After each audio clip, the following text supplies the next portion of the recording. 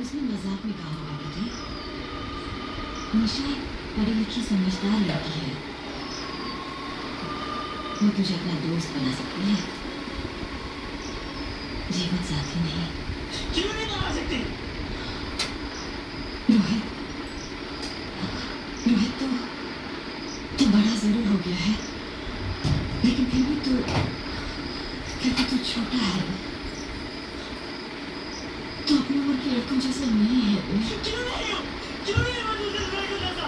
मैंने खुद नहीं कहा, ऐसे कैसे हो गया कि निशा मुझे छोड़ के जा रही है?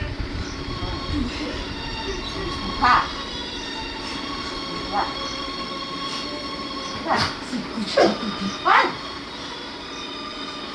अगर मैं इस स्पेसशिप में दिखाई देता,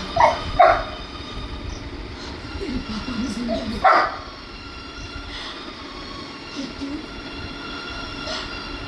तू मेरे सामने होता। निशा? पापा?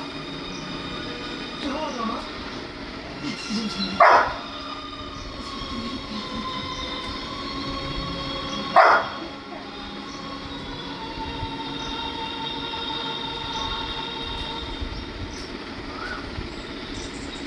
पूरा खाऊ दी भाई मांग के वेला वेला